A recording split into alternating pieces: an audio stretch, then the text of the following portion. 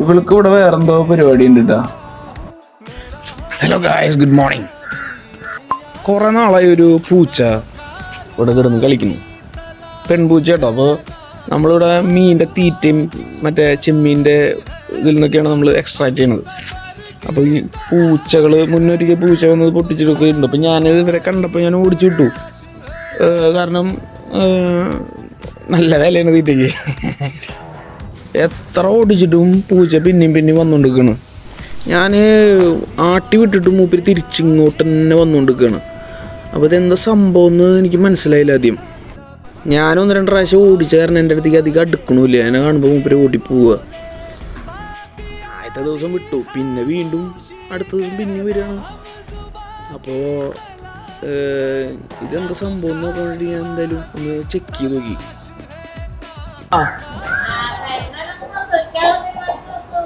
അതെയാ? അമ്മ പറഞ്ഞപ്പോഴാണ് ഞാൻ അത് ആലോചിച്ചത്. പിന്നെ ഞാൻ നോക്കിയപ്പോൾ ഈ റൂമിൽ നിന്നാണ് അവർ ഇറങ്ങിപ്പോണത്.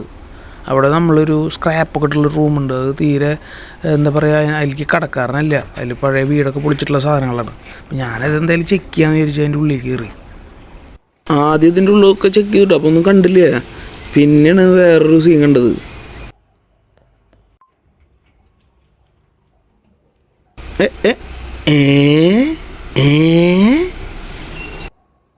ഇപ്പോഴാണ് എനിക്ക് യഥാർത്ഥ കാരണം മനസ്സിലായത് കേട്ടോ. എന്തടി നീ ഒറ്റയ്ക്കുള്ളൂടെ? നിനക്ക് കൂട്ടിനാരുണ്ടായില്ലേ?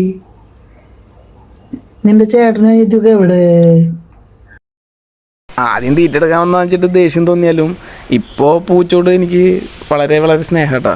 ഇങ്ങനെയുള്ള കാര്യങ്ങളൊക്കെ നമുക്ക് വളരെ സന്തോഷം നൽകൂലേ. അപ്പോൾ സന്ധിക്കും വരെ വണക്കം.